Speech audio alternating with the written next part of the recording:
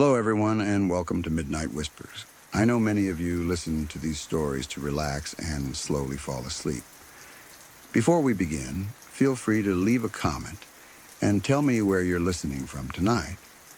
If you enjoy these stories, please like the video and subscribe to the channel. Now, get comfortable, take a slow breath, and let's begin.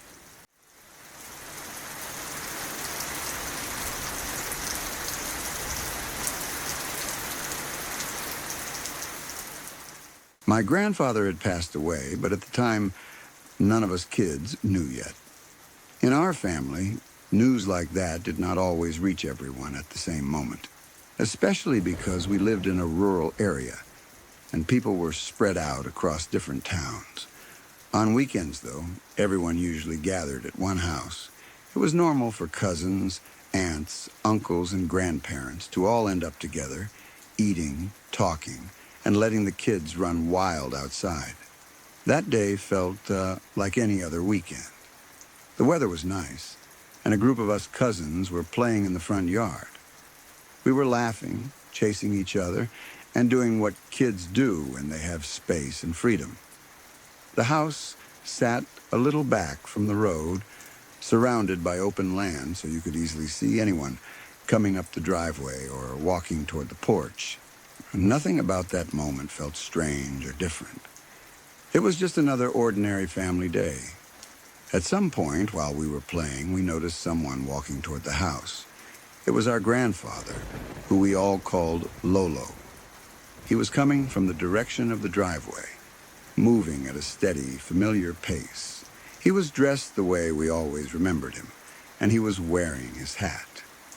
That hat was a big part of him. He never went anywhere without it. If you saw him, you saw the hat. It was as much a part of his identity as his smile or his voice.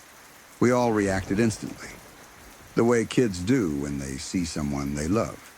We shouted greetings, calling out to him, excited and happy. He looked at us and smiled. It was not a strange smile or a distant one. It was warm, relaxed, and completely normal. I liked the smile we had seen countless times before. He acknowledged us, continued walking, and went up the porch steps. We watched him go inside the house through the front door. Before disappearing inside, he took off his hat and hung it on its usual spot by the door. It was something he always did. The motion was so ordinary that none of us questioned it. Once he was inside, we went back to playing, barely thinking about it again. To us, it was just Lolo coming home. A short time later, things changed very suddenly. We heard crying coming from inside the house. At almost the same moment, we saw my uncle driving fast up the driveway, much faster than anyone normally would. The sound of the car and the urgency of it all immediately caught our attention. We stopped playing and looked at each other, confused and uneasy. Something was clearly wrong.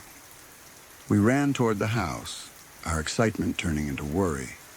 When we got inside, the atmosphere had completely shifted. Family members were gathered in the kitchen, crying and holding each other. The room felt heavy and tense in a way that is hard to describe unless you have experienced it. The adults were upset, some openly sobbing, others standing silently with stunned expressions. Someone told us what had happened. They said that Lolo had died earlier that morning. He lived a few towns away, and they had only just found out. The words did not make sense to us at first. We stood there listening, trying to understand how that could be true. We looked at each other, all of us cousins exchanging the same confused, frightened looks. Then we spoke up. We told the adults that it could not be true. We said we had just seen him. We explained that he had walked up to the house, smiled at us, and gone inside. The grown-ups tried to calm us down, assuming we were mistaken or confused. They told us that we must have imagined it, or seen someone else, but we were insistent. We told them we knew what we saw. We described exactly what happened, including how he had taken off his hat and hung it by the door. That detail made the adults stop talking.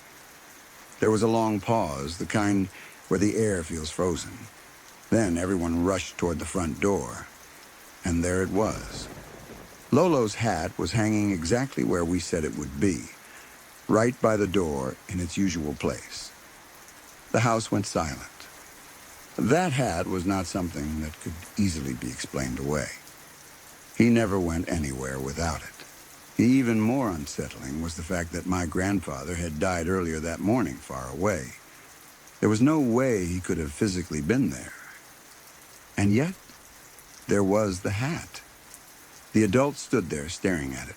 Some of them looked frightened. Others looked like they were trying desperately to make sense of something that made no sense at all.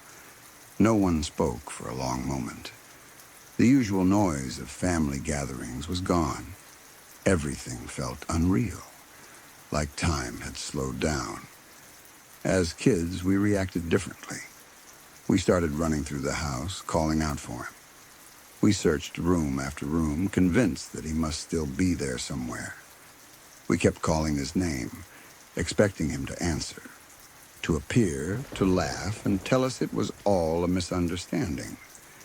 Meanwhile, the adults stayed quiet.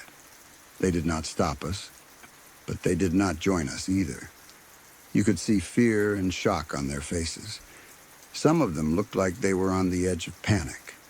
Others looked deeply unsettled, as if something they believed about the world had just cracked open.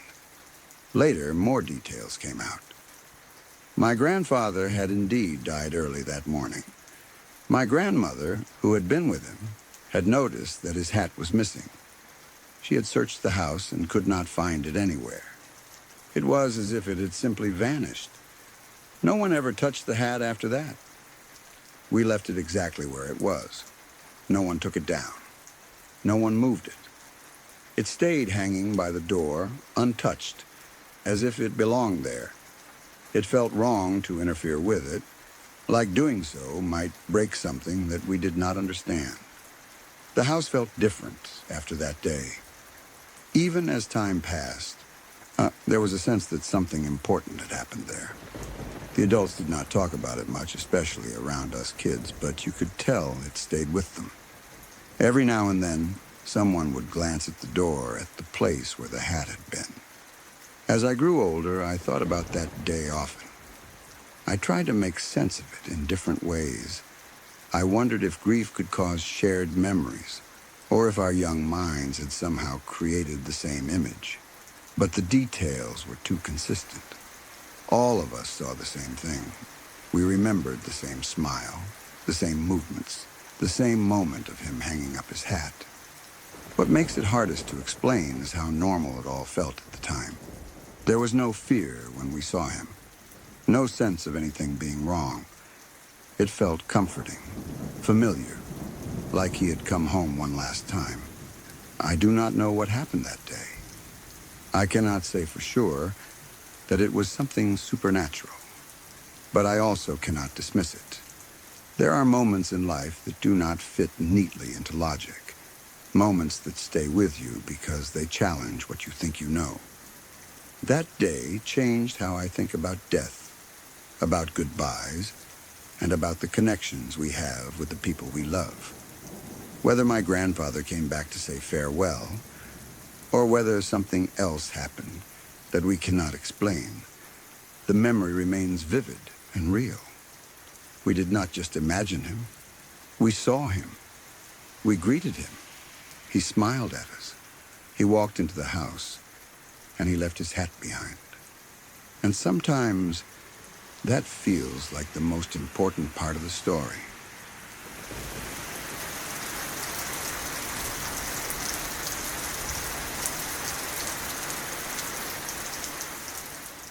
I used to work as a nursing assistant in assisted living communities. It was the kind of job where you became part of people's daily lives in very small but meaningful ways. You helped with routines, offered companionship, and slowly became someone familiar and trusted. Most of the residents were still fairly independent, and when someone's health declined to the point where they needed hospice care, They were usually transferred to a facility that could provide a higher level of medical support.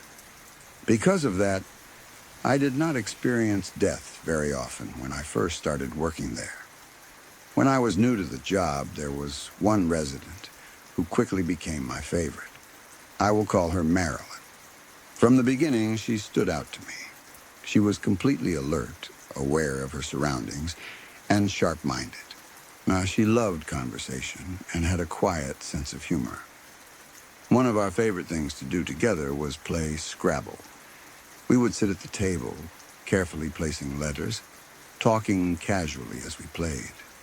She took the game seriously enough to enjoy it, but never so seriously that it stopped being fun. Marilyn also loved music more than anything else. She had an iPod shuffle that she clipped onto her vest, along with these oversized headphones that looked almost comically large on her.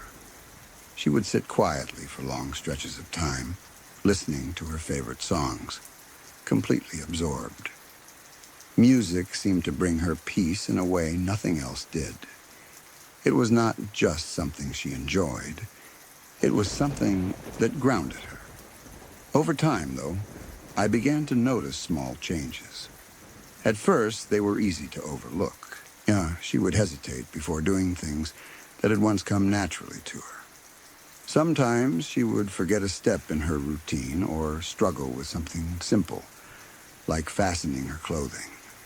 When that happened, she would become frustrated and upset with herself. It was painful to watch someone who had once been so capable feel betrayed by her own mind. When I helped her get ready for bed, those moments became more frequent. She would grow anxious when she could not remember how to do something, and no amount of reassurance seemed to help. The only thing that consistently calmed her down was music. I would play songs from my phone for her, and almost immediately her breathing would slow and her expression would soften. She loved Frank Sinatra and the Beatles. Those familiar voices seemed to reach her even when words could not. Her decline happened faster than anyone expected. Her ability to care for herself faded quickly, and soon she was no longer able to get out of bed. Even then, music remained her comfort. She might not have been able to express herself the way she used to, but when music played, there was still a sense that something inside her recognized it and responded.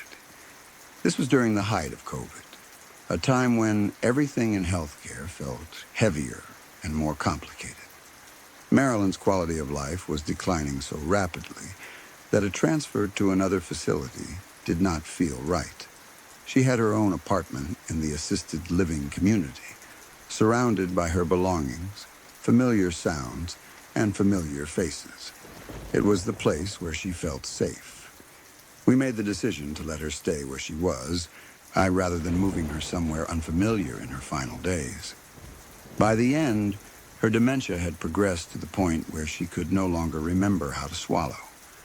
Watching that happen was heartbreaking. It felt like pieces of her were slipping away one by one, even though the person we cared about was still there in some quiet, fragile way. We did everything we could to keep her comfortable. Marilyn passed away in her apartment, Unit 202. I was there with her, along with the head nurse and her family. The room was quiet and full of a kind of stillness that only comes at the end of a life.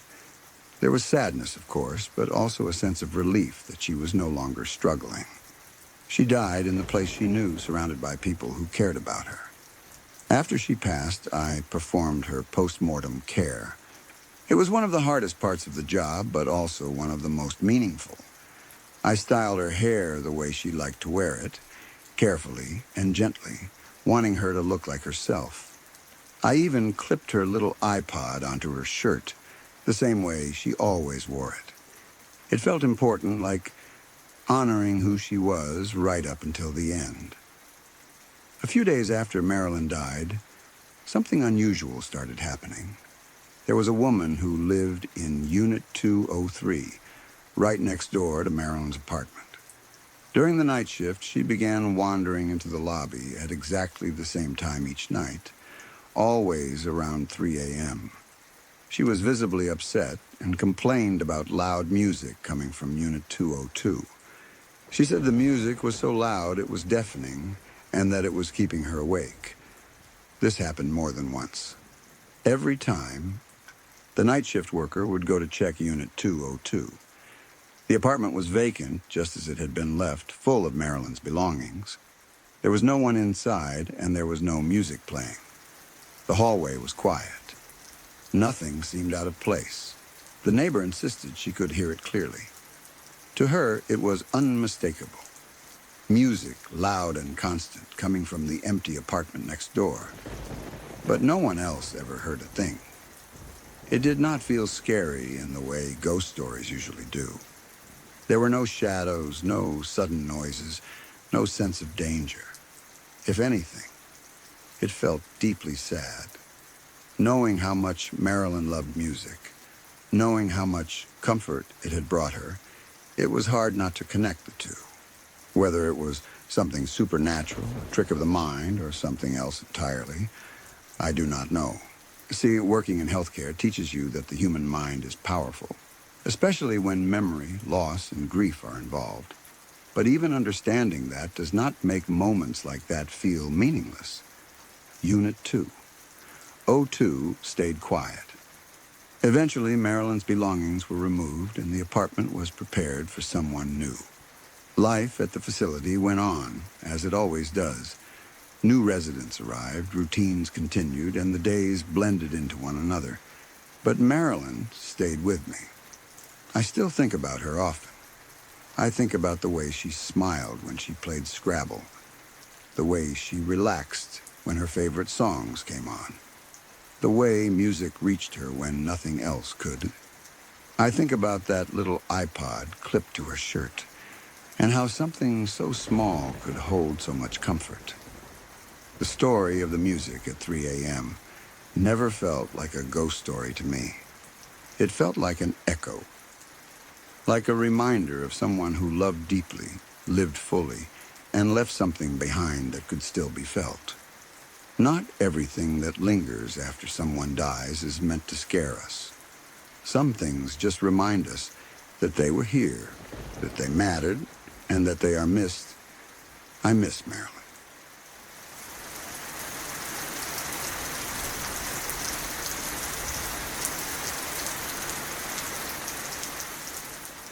When my cousin was 18 years old, his life changed in a way that no one in our family could have ever imagined. He was young, full of energy, and standing right at the edge of adulthood, with plans and possibilities ahead of him. Like many people that age, he thought he was invincible. None of us expect something truly life-altering to happen so suddenly, especially not something that begins with a simple drive and ends with tragedy. One night, he was involved in a terrible car accident. It was violent, sudden, and devastating. He was in the car with his girlfriend and her sister. The crash was so severe that when emergency services arrived at the scene, there was little hope. After assessing them, authorities pronounced all three of them dead at the scene. There was no hesitation, no uncertainty.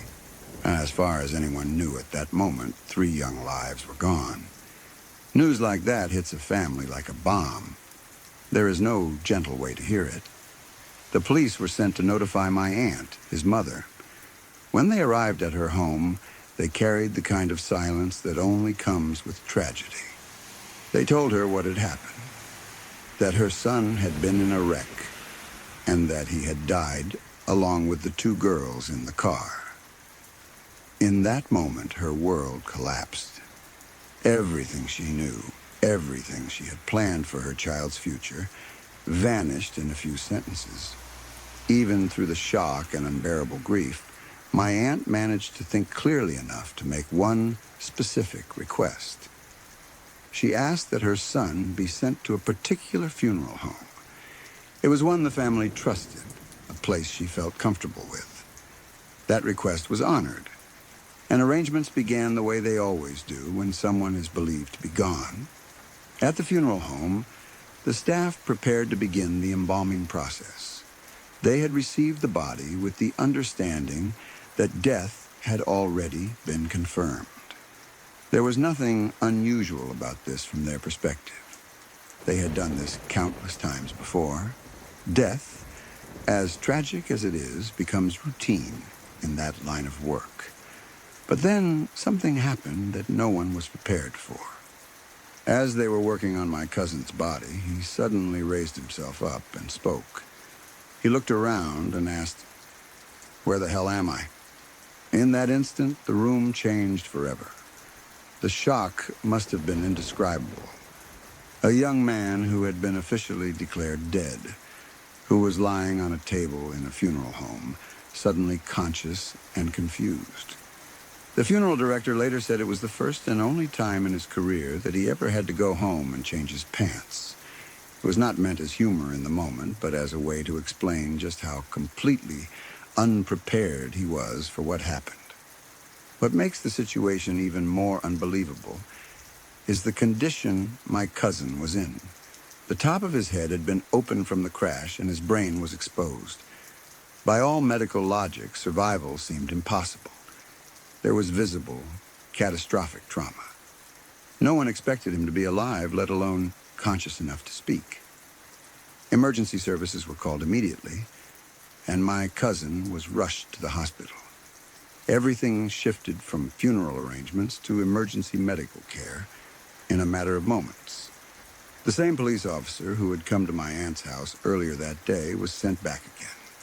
This time, instead of delivering news of death, he had to explain something almost impossible to believe. He told her that her son was not dead.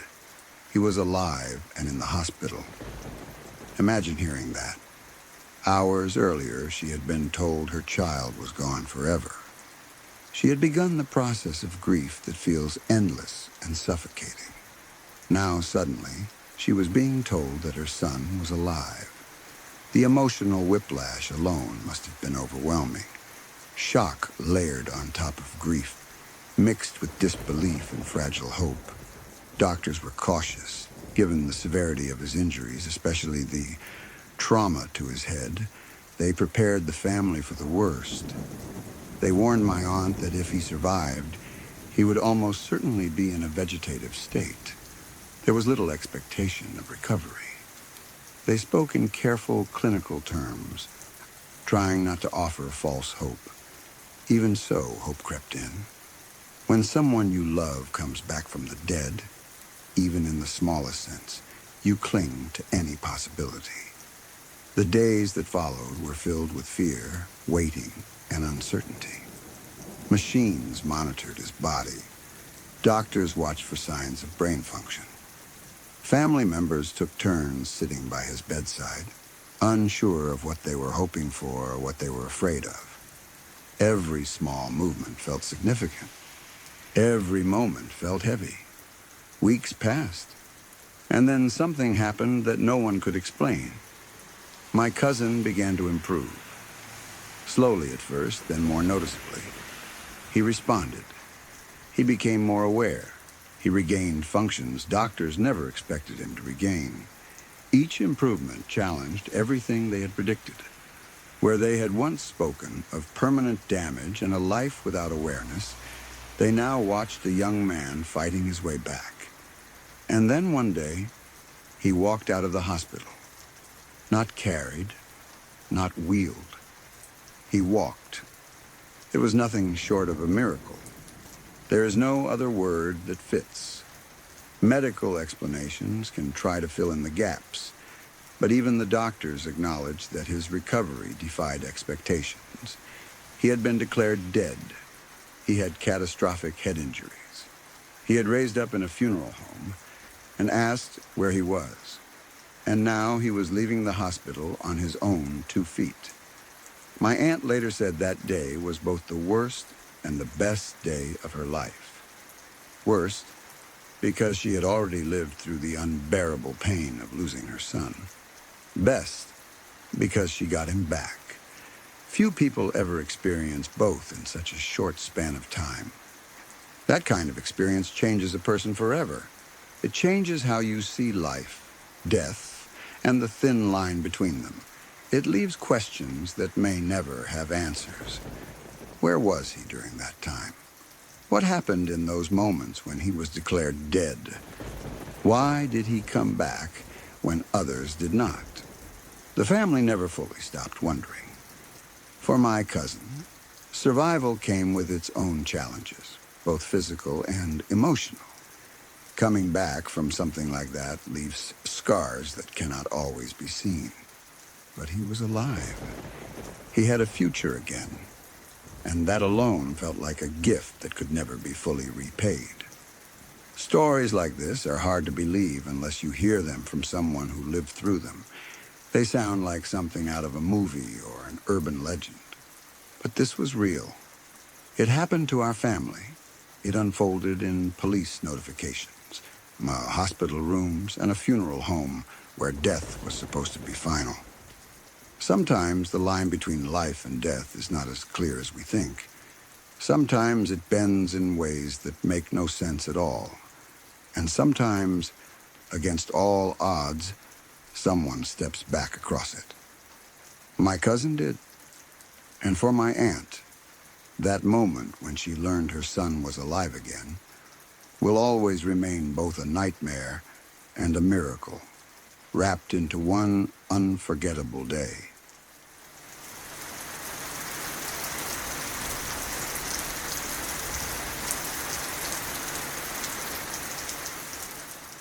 This story did not happen to me directly, but it was told many times by my mom's ex, and it always stuck with me because of how casually everyone involved treated something that would have terrified most people.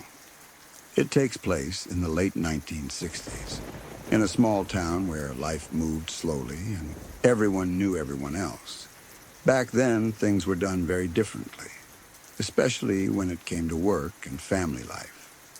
My grandfather was the town mortician.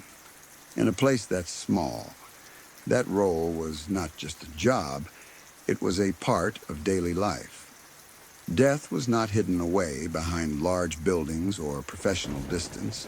It was simply another responsibility that someone in the community handled, the same way someone else ran the grocery store or the post office. My grandfather had done that job for years, and to him it was normal. Because of that, the morgue was attached directly to the house where my mom lived. There was no separation between home and work. One door led to the living space, another led to the area where bodies were kept and prepared. That setup sounds disturbing to a lot of people now, but at the time, it was not unusual, especially in rural towns. For my mom, it was just the house she grew up in. It never bothered her. She did her homework there, ate dinner there, slept there, all with a morgue just a wall away. She had grown up with it, so there was no fear attached to it for her. The sounds, the smells, the quiet stillness of that part of the house were just background noise. She learned early on that death was part of life, and she accepted it without much thought. Because of that, the house itself never felt creepy or wrong to her. At the time of this story, my mom was dating a guy named Tom. They had been together long enough that he was comfortable at the house. He knew about the morgue, of course, and while it made him a little uneasy, he tried not to think about it too much. He liked my mom, and that mattered more than the strange setup of the house. One day, Tom came over to see her, but no one was home yet. This was not unusual. He had been over many times before and felt comfortable letting himself inside and waiting. It was the kind of small-town trust where doors were often unlocked and people did not think twice about coming and going. As Tom walked up to the house, something caught his attention immediately. The door that led into the morgue was open. Not just cracked, but open. He also noticed that the windows in that section were open as well. That struck him as odd.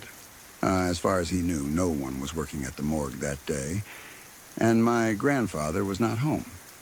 Curious and a little uneasy, Tom decided to check it out. He stepped into the morgue area and looked around. It was empty. There were no bodies, no equipment in use. Nothing out of place except for the open doors and windows. The room was quiet and still, just like it usually was when not in use. Assuming someone had simply forgotten to close everything, Tom did what he thought was the responsible thing. He shut the doors and closed the windows, making sure everything was secure. Once he was satisfied, he went into the main part of the house and settled in to wait for my mom to come home. Only a few minutes passed before something happened. Without warning, Tom heard a loud slamming noise coming from the direction of the morgue. When it was not a subtle sound or something that could be brushed off as the house settling. It was loud enough to make his heart jump. The kind of sound that immediately tells you something is wrong. His first reaction was concern. He thought maybe something had fallen over or that one of the doors had come loose. Trying to be practical, he got up and went back toward the morgue to see what had caused the noise. What he found stopped him cold. The doors and windows he had just closed were now wide open again. Not slightly open, not shifted by a breeze, but fully thrown open, as if someone had forcefully pushed them back. Everything he had secured was undone. There was no one there. The room was empty, silent, and unchanged, except for the fact that the doors and windows were open exactly as they had been when he first arrived. There were no footsteps, no voices, no explanation. That was enough for Tom. He did not stop to investigate further. He did not try to rationalize it or tell himself there was a logical reason. Every instinct in his body told him to leave. He got out of that house as fast as he could and did not look back. Later, when he had calmed down enough to talk about it, he told my grandfather what had happened. He explained how he had arrived, found the morgue open, closed everything, and then heard the loud slam only to find it all open again. He expected shock, concern, or at least curiosity. What he got instead was calm. My grandfather listened to the story without interrupting, without changing his expression. When Tom finished, my grandfather simply nodded, as if he had just been told something completely ordinary. Then he explained what Tom had experienced. That morning, my grandfather had picked up a woman from the town who had passed away. She was someone everyone knew, someone who had lived there her entire life. According to my grandfather, when someone like that died, it was not unusual for spirits to gather. Friends, family, and familiar presences would come to welcome her and visit with her before she moved on. The open doors and windows were not a mistake. They were intentional. My grandfather explained that the spirits needed a way to come and go. Closing the doors and windows had interrupted that. The loud noise Tom heard was not an accident or the wind. It was the spirits reopening the space the way it was meant to be. He told Tom that next time he should just leave the doors and windows open. There was no fear in my grandfather's voice, no excitement, no hint that he thought this was unusual or worth worrying about. To him, it was simply part of how things worked. Death was not something to be afraid of, and neither were the moments that came with it. Tom did not know how to respond to that. He had gone into the situation expecting reassurance that there was a logical explanation.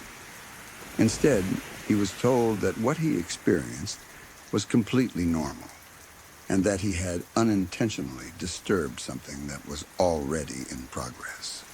From that day on, Tom never went into the house alone again. He still visited my mom, but he waited outside if no one was home. And if he ever noticed the morgue doors or windows open, he left them exactly the way they were. The strange thing about the story is not just what happened, but how casually it was accepted by the people who lived there. For my grandfather, death was familiar. He had spent years working with it, respecting it, and understanding its place in the world. He did not see a clear boundary between the living and the dead, the way most people do. Now, for my mom, growing up in that house made those ideas feel normal. She never talked about the morgue with fear. It was just part of her childhood home, no different from a basement or a garage. And for Tom, that experience stayed with him forever. He never claimed to see anything. He never described shapes, shadows, or figures. All he knew was that he closed the doors and windows, and something unseen opened them again, forcefully and without hesitation. It was not a dramatic haunting. There were no repeated incidents, no ongoing disturbances. Just one clear moment where something happened that could not be explained away, followed by a quiet, confident explanation from someone who had no reason to lie or exaggerate. Sometimes, the most unsettling stories are the ones told without fear. The ones where no one screams, no one panics, and no one feels the need to make a big deal out of it. They are treated as facts, as part of how the world works, whether we understand it or not. In that small town, in that house with a morgue attached, death was not hidden. And neither, it seems, were the things that came with it. Sorry to interrupt for just a moment. If you're new here, consider subscribing to Midnight Whispers for daily true horror stories that stay with you long after they're told, quietly unsettling and meant for the late hours. You can also turn on notifications so you're always here when a new story arrives and the night begins to stir again. Now, let's continue. I work in a cardiac ICU, which means death is not a rare visitor. It is something that exists alongside us every day, woven into the routine in a way that people outside of healthcare often do not understand. You learn how to function around it, how to stay professional, how to keep doing your job even when the room you just left is suddenly empty. Still, no matter how used to it you think you are, some patients leave a mark that never really fades. Greg was one of those patients. He had been on the unit for months. Not days, not weeks, but long enough that he became part of the rhythm of the place. When someone stays that long, they stop feeling like just another chart or bed number. They become familiar. You know their habits, their moods, their family, the little things that make them comfortable. Greg fought hard every single day. There was never a sense that he had given up. Even on the rough days, there was something about him that felt stubbornly alive. Greg was older, late 70s or maybe early 80s. But when you first met him, you would never guess it. He looked younger than his age, and more than that, he acted younger. He had this energy about him that didn't match the setting at all. Cardiac ICU rooms are usually quiet, clinical, serious places. Greg somehow made his room feel different. He had a track, so he couldn't talk, but he communicated in his own way. When he was feeling okay, he would throw exaggerated gang signs, clearly doing it ironically, with this playful confidence that made everyone laugh. It became his thing. The unit quickly fell in love with him. Here was this older white guy, hooked up to machines, fighting for his life, and absolutely obsessed with rap music. Not just any rap either. Greg loved Tupac and Biggie. He had opinions about it. He had favorites. He had attitude about it. His family leaned into it completely. They brought in mood lights for his room, the kind that change colors and sync with music. When his music played, the lights would flash and pulse along with it. I am not exaggerating when I say that sometimes his ICU room looked like a low-budget rave. There were moments when you would walk down the hallway and hear rap playing faintly behind the hum of machines and alarms, and you just knew it was Greg's room. We started calling him DJ Greggy G, and he loved it.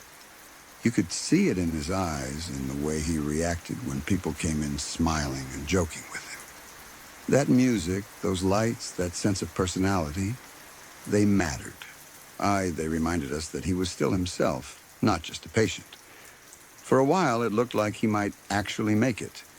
There was real improvement, small victories stacked on top of each other. We celebrated those wins quietly, the way ICU staff do, knowing better than to get ahead of ourselves, but still letting ourselves hope. Greg fought for those improvements. He worked hard for every bit of progress. Then things changed. His condition took a sudden turn for the worse. It was not gradual or gentle. It was fast, aggressive, and unforgiving. The momentum he had built slipped away almost overnight. Despite everything we did, despite how hard he had fought, his body just couldn't keep up anymore. When Greg died, it hit the unit hard. It felt personal. We had invested so much emotion into his fight, into his recovery, into who he was as a person. Losing him left a noticeable emptiness, not just in his room, but in the atmosphere of the unit itself. The music stopped. The lights went dark. The hallway felt quieter without realizing why. His family was incredible through all of it. In their grief, they still thought of us. They told us we could keep the mood lights if we wanted them. They said Greg would like that, so we kept them. To this day, those lights stay plugged in at the nurse's station. They became a small tribute, a reminder of someone who brought life and humor into a place that desperately needs it sometimes. For a long while, the lights stayed on. They worked normally. They just existed in the background, something comforting and familiar. Then one day they turned off. At first, it just felt sad, like losing a small piece of him all over again.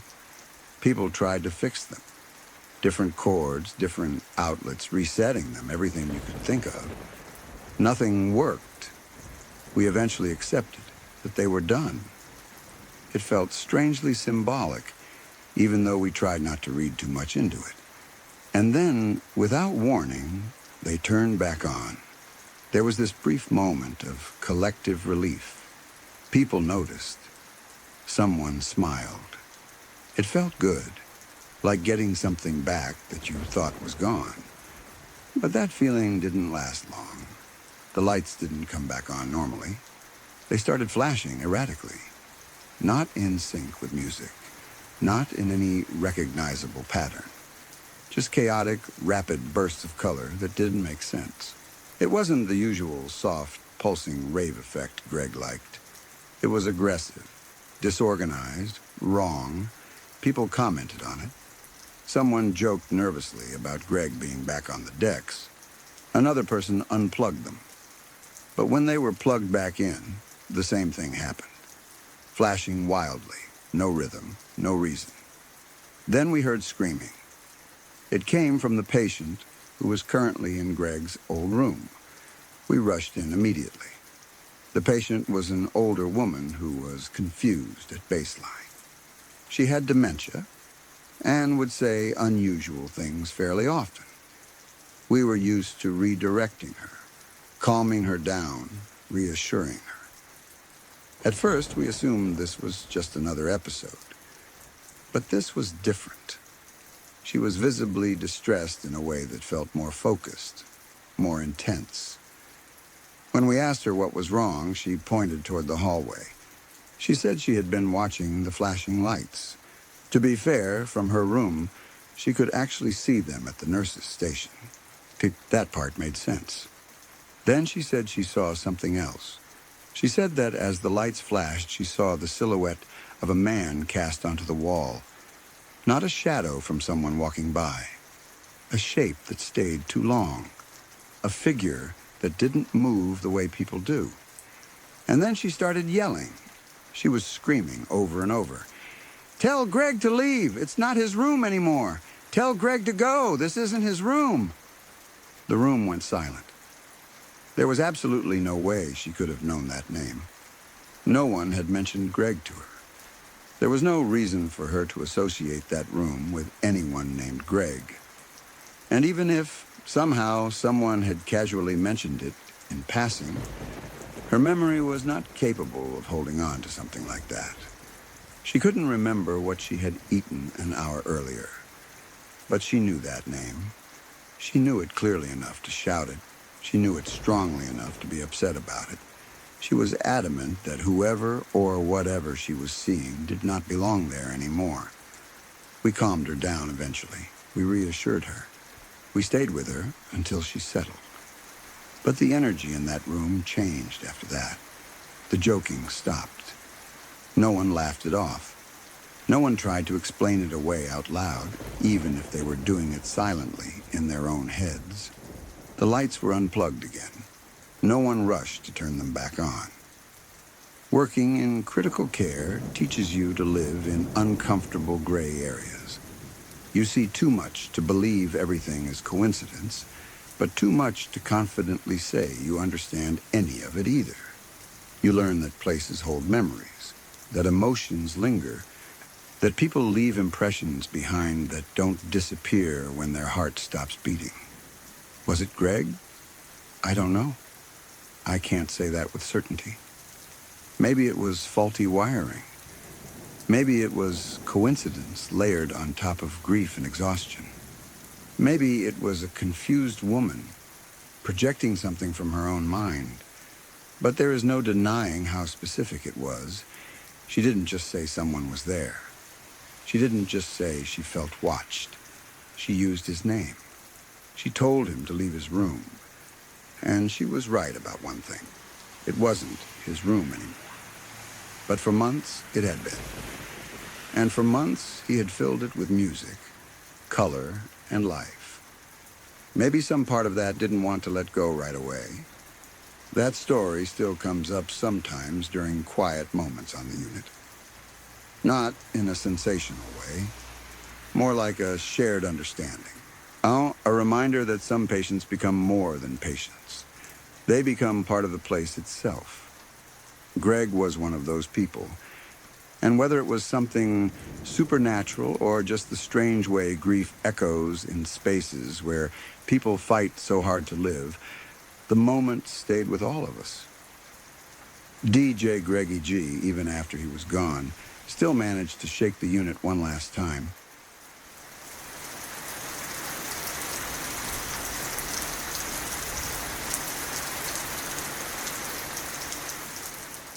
I work as an ICU registered nurse, and like most people who do this kind of work, I am not easily shaken. Intensive care teaches you how to stay steady in moments that would overwhelm most people. You learn how to keep moving when things fall apart, how to focus on what needs to be done even when your chest feels tight or your hands are shaking. You see death regularly. You see suffering. You see outcomes that are unfair and senseless. Over time, you develop a kind of emotional armor, not because you don't care, but because you have to keep functioning. That said, there are moments that get through anyway. We had a septic patient in the unit. She was young, only in her 20s, and she was 29 weeks pregnant. From the beginning, it was clear that she was very sick. Sepsis does not care about age or circumstance, and pregnancy complicates everything. The team was doing everything possible to stabilize her, balancing her critical illness with the reality that there was a baby involved too. There is something uniquely heavy about caring for pregnant patients in the ICU. You are always aware that there are two lives at stake, and sometimes neither of them is guaranteed. Everyone feels it. The room carries a different kind of tension. Even routine tasks feel more charged because the stakes are so high. During my shift, she went into labor. It happened fast. There was no time to transfer her somewhere else or hope for a better outcome. The unit shifted instantly into controlled chaos, the kind that ICU teams know well. Everyone moved with purpose. Voices were calm, direct. There was no panic, just urgency. We delivered her baby. The baby was stillborn. No matter how many times you are a part of something like that, it never feels routine. A delivery should end with crying, movement, life. When it doesn't, The silence is unbearable. The room changes in an instant. The focus shifts from intervention to compassion, from saving to supporting. Afterward, there were things that still had to be done. That is one of the hardest truths of healthcare. Even in moments of deep loss, tasks remain. Documentation, coordination, post-mortem care. It is not cold or disrespectful. It is simply the reality of working in a system where care continues even when the outcome is devastating. I was the one who did post-mortem care for the baby. I moved carefully, deliberately, treating the baby with as much gentleness and dignity as possible. Even though the baby had never taken a breath, never cried, and never opened their eyes, they were still someone's child. That matters. It always matters. I retrieved the appropriate transport container and prepared to take the baby down to the morgue.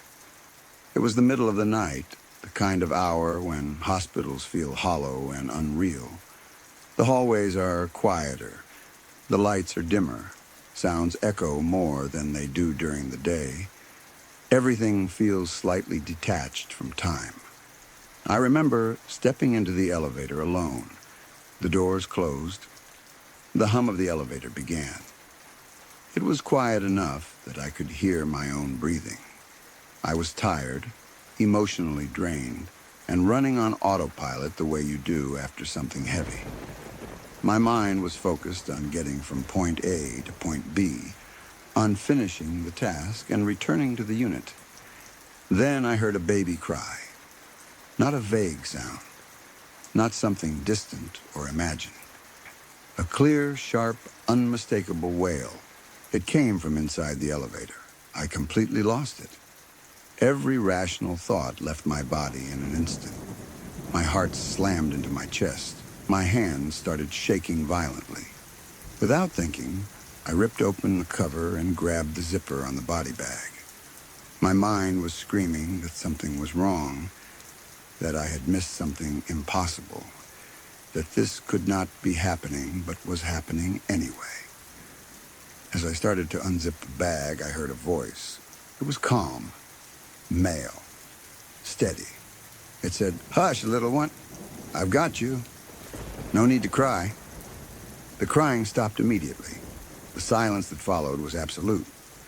I stood there shaking, my hands frozen, my brain trying desperately to catch up with what had just happened. My chest felt tight, like it was being crushed inward. I remember feeling cold all over, like my body didn't know how to regulate itself anymore. Slowly, still shaking, I opened the bag. Inside was exactly what I expected to see. A deceased 29-week-old baby. There was no movement, no sound, no life. Nothing had changed. Nothing had been wrong with what I had done. Nothing explained what I had heard. The rest of the walk to the morgue is a blur. I know I finished what I needed to do. I know I returned to the unit. I know I kept working. Because that is what you do.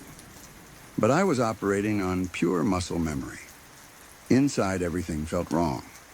I am not someone who scares easily. I am a big, bearded 40-year-old ICU nurse. I have seen things that would make most people walk out of healthcare forever. I have held hands while people died. I have watched families break apart in real time. I have been calm in situations that would terrify most people. That moment in the elevator was the scariest thing I have ever experienced. Not because it was dramatic, not because it was violent, but because it made no sense, and because it touched something deeply human and deeply vulnerable. A baby crying is supposed to mean life, comfort, urgency. To hear that sound where it absolutely should not exist felt like reality, tearing for just a second. To this day, no one really believes me. People listen politely, some nod, some try to explain it away.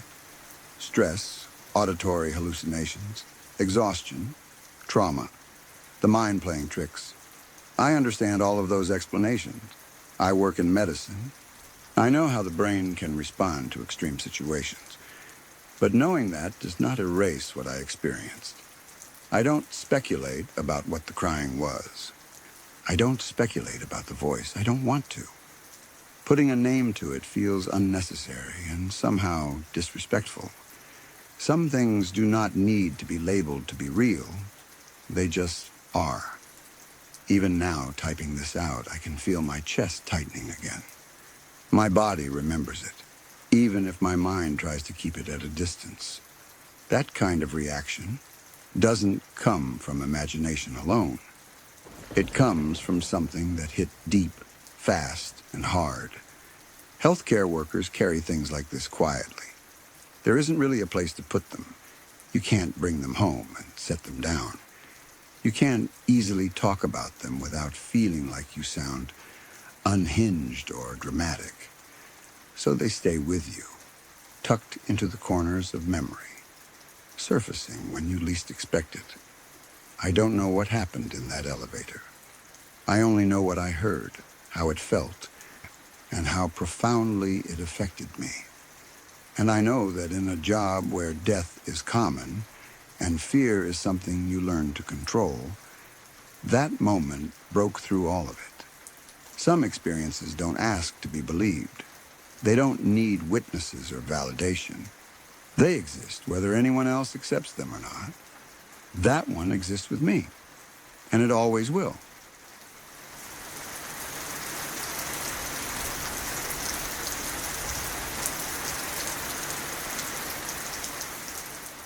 While I was in nursing school, I worked nights as a patient care technician on a general hospital floor. Night shift has a rhythm all its own. The building feels different after midnight. The hallways are quieter, lights are dimmed, and even the machines seem louder because there is less human noise to compete with them. Time stretches in strange ways, and moments blur together. You get used to moving softly, speaking in low voices, and being hyper-aware of your surroundings. During the pandemic, everything about the hospital changed. One of the floors above us became our sister floor, but in reality, it was something very different. It was converted into a dedicated COVID unit. The atmosphere surrounding that floor was heavy in a way that is hard to describe unless you worked in a hospital during that time. There was fear, exhaustion, grief, and constant urgency layered into every shift. Even people who never set foot on that floor felt its presence. That floor saw a lot of death.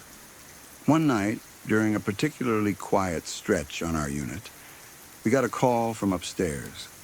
A patient had passed away. That alone was not unusual, especially during that period. What made the call different was the request that followed. They were out of body bags. Supplies were stretched thin everywhere during COVID. Things you never imagined would run out suddenly did. Body bags were one of those things. So a nurse and I were asked to bring some up from our floor to theirs. We gathered what we needed and headed upstairs together. The trip itself felt routine. We moved quickly, focused on the task, trying not to think too much about why the supplies were needed. You learn to compartmentalize in healthcare. You don't dwell on the weight of every task, or you wouldn't survive the job. After delivering the body bags, we turned around and headed back to our floor. It was late.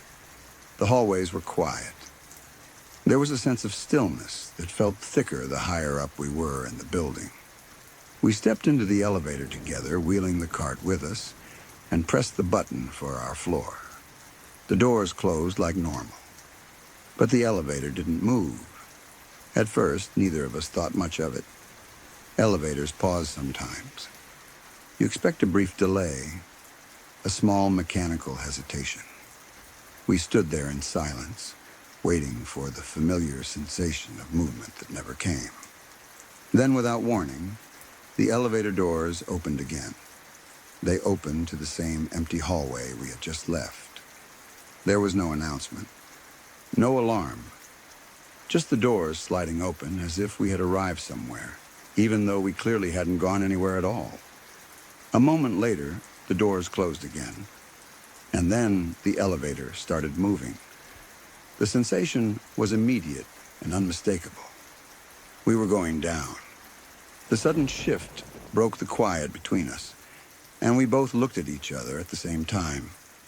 There was a shared understanding in that look, a mix of confusion and something harder to name. It wasn't panic exactly. It was more like awareness. The feeling that something had just happened that didn't fit neatly into the rules of how things are supposed to work. Neither of us spoke for a second. Then the nurse, calm and steady, said out loud, "It's okay. We'll show you the way out." Her voice wasn't shaky. It wasn't joking. It wasn't dramatic. It was gentle, reassuring, the same tone you might use with a frightened patient or someone who is confused and needs guidance. The words settled into the space around us. We didn't say anything else after that. The elevator continued its descent without further interruption. When the doors opened on our floor, everything looked normal. The lights were the same. The hallway was the same. The sounds were familiar. We stepped out and went back to our work, both of us carrying the moment quietly, without discussing it right away. Later, after the shift slowed down, it came up again. Not in a dramatic way, but in that low-key, reflective way healthcare workers tend to talk about strange things. We acknowledged how odd it was, how the elevator opening and closing like that didn't make sense, how there had been no mechanical explanation offered. No explanation at all. Really. Hospitals don't have windows that open the way they used to. Everything is sealed, controlled, regulated. Airflow is managed. Access points are limited. The building is designed to keep things in and out very deliberately.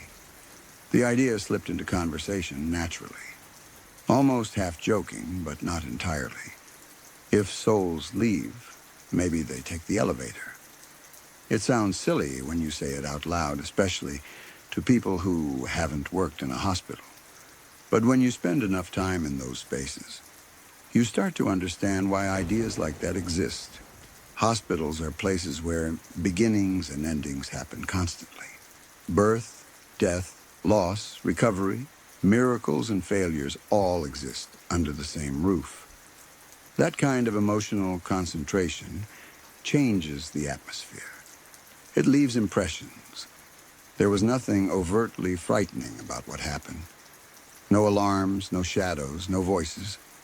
Just an elevator that paused, opened, closed, and then continued, and a nurse who instinctively spoke as if someone unseen needed reassurance. What makes it unsettling is not what happened, but how it felt. It felt intentional. It felt like an acknowledgement. The nurse didn't question it. She didn't laugh it off. She didn't ask if I had seen that too. She just spoke, calmly and kindly, as if that was the most natural response in the world. And in that moment, it was. Working nights in a hospital teaches you that not everything fits into neat explanations. You see too much human vulnerability, too much grief, too many final moments to believe that everything simply ends cleanly and quietly. At the same time, you see enough science and structure to know that imagination can fill in gaps when people are exhausted and emotionally drained. Both things can be true. Maybe it was a mechanical glitch. Maybe the elevator sensor misfired. Maybe it was coincidence layered on top of fatigue and stress. But maybe it wasn't. The reason moments like that stay with you is not because they prove anything, but because they resist being dismissed entirely. They sit in the back of your mind, resurfacing during quiet moments, reminding you that there are things we don't fully understand about transition, about leaving, about what happens when a life ends. During the pandemic especially, hospitals felt like liminal spaces. People arrived alone. People died without family present. Goodbyes were rushed or spoken through screens. There was so much unfinished business, so many stories cut short. It doesn't feel strange in that context to imagine that something might linger even briefly, looking for a way out. After that night, I noticed elevators differently. I paid attention when they paused or behaved oddly. I listened more closely to the silence between floors. Nothing like that ever happened to me again, but the awareness stayed. The nurse never brought it up again either. It wasn't something that needed to be analyzed or explained. It happened. We acknowledged it. Then we went back to work. That's often how things go in healthcare. Some experiences don't come with answers. They don't announce themselves as important in the moment. They just slip into your memory and stay there, quietly reshaping how you see the spaces you move through every day. Hospitals are full of doors that open and close, thresholds crossed over and over again. Some are physical, some aren't. And sometimes in the middle of the night, in a quiet elevator between floors, you get the sense that you're not entirely alone, even when there's no one else you can see. If souls need a way out, maybe the elevator really is the last ride. And maybe, every once in a while, someone kind enough notices and says, "It's okay, we'll show you the way." If you're still here, then these stories didn't simply fade away. They settled in. Every story you heard tonight came from real moments, real people, and real situations where something felt off or nearly went wrong. If you want to keep exploring stories that linger in your thoughts long after the night grows quiet, consider subscribing to Midnight Whispers. There are more stories waiting in the dark, and not all of them let you leave in time.